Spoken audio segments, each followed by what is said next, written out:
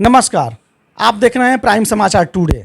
इस समय स्टूडियो में हमारे साथ मौजूद हैं भाजपा के वरिष्ठ नेता विवेक यादव जी। विवेक यादव जी, प्राइम समाचार टुडे में आपका स्वागत है। बहुत बहुत धन्यवाद सर। 2 बार सांसद रहे जनपद चंदौली से डॉक्टर महेंद्र नाथ पांडे को तीसरी बार जनता ने पूरी तरह से नकार दिया।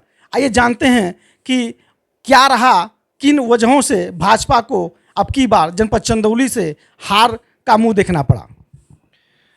देखिए, तीसरी बार जो विकास की गंगा बहने को थी इस बार, और जो समीकरण माननीय मंत्री जी के पक्ष में चल रहे थे, वो पूरी तरीके से ये संभावना थी कि हम पांचों विधानसभा में जीत रहे हैं और जीत का मार्जिन भी अच्छा होगा।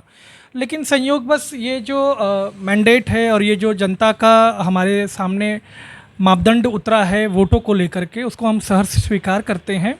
और कहीं ना कहीं जो कुछ चीज़ें विपक्ष के द्वारा अराजकता के रूप में और भ्रामकता के रूप में फैलाई गई, जैसे 8,500 रुपये को लेकर के और संविधान बदलने को लेकर के, तो थोड़ी सी चीज़ों को जो नीचे के लेवल पे ले जा कर के चीज़ें समझनी थी, उसमें कहीं ना कहीं लोगों में वो चीज़ जानने में भ्रामकता पैदा हुई है। विपक्ष का कहना है कि यादव समाज को भाजपा सरकार पूरी तरह से इग्नोर करती है, जबकि अभी हाल में ही जो नया मंत्रिमंडल का गठन हुआ है प्रधानमंत्री के नेतृत्व में, उसमें 4 लोगों को 2 राज्य सरकार से और 2 कैबिनेट स्तर पे स्थान मिला। इस पे क्या कहेंगे? देखिए, मैं पहले भी कहता रहा हूँ, आज भी कह रहा हूँ कि भारतीय जनता पार्टी सबके साथ, सबका विकास के साथ काम करती है, सबके विश्वास के साथ काम करती है।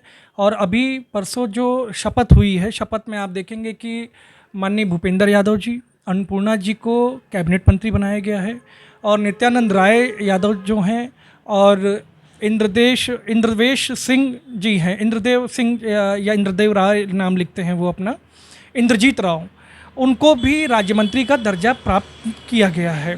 और ये एक बड़ी बात है यादव समाज के लिए कि वो केंद्रीय कैबिनेट स्तर के नेता हैं और पूरे राज्य से अपना वो नेतृत्व कर रहे हैं। और यादव समाज भी ये बात जान रहा है कि अन्य दलों में और खासकर भारतीय जनता पार्टी में भी उनका सर्वोच्च स्थान है। पिछले 2 कार्यकालों का जो विकास का दौर रहा जनपद चंदौली को लेके, क्या लगता है कि सपा के सांसद के बनने के बाद वो विकास का दौर कितना तेज़ी से होगा या स्थितियां कुछ और होंगी? देखिए, मैं पूरी तरीके से गर्व के साथ इस बात को बोल रहा हूँ कि जो विकास माननीय महेंद्र नाथ पांडे जी के द्वारा हुआ है, उस विकास को छूने की बात तो बहुत दूर तलक है। ये अपने सांसद निधि का ही समुचित उपयोग कर लें 5 वर्षों में, यही एक बड़ी उपलब्धि होगी पांचों विधानसभा के लिए। सकलडीहा की सबसे अच्छी बात ये रही कि सकलडीहा में जो पिछली बार हम 37,000 से पीछे थे, इस बार लगभग हम लोगों ने 17,000 वोट कवर करने का काम किया है, लगभग 21,000 तक के आंकड़े को छुए। और यहाँ की जनता ने पूरा साथ दिया, सहयोग दिया, पांचों विधानसभा ने साथ दिया, सहयोग दिया। थोड़ी बहुत त्रुटि हुई, लेकिन जो विकास की गंगा बहाई गई लगभग 13 से 14,000 करोड़ रुपए की माननीय डॉक्टर महेंद्र नाथ पांडे जी के द्वारा, उसको छू लेना और उसके बारे में कल्पना करना भी एक बहुत दूर की बात है।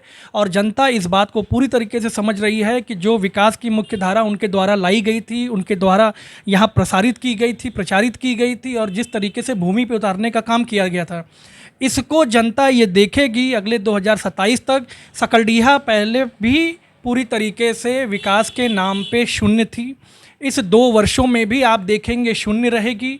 और 2027 के बाद 2029 तक ये चंदौली ज़िले में जो विकास होगा, हर व्यक्ति और हर बच्चा ये जान जाएगा कि जो वर्तमान सांसद हैं और इसके पूर्व के जो सांसद जो विकास की धारा को लेकर के आए, इन दोनों के कंपैरिजन करने पे हर आदमी इस बात को तुरंत भांप लेगा, जान भी लेगा, पहचान लेगा कि किस प्रकार से चंदौली में उसी विकास की पुनः आवश्यकता है।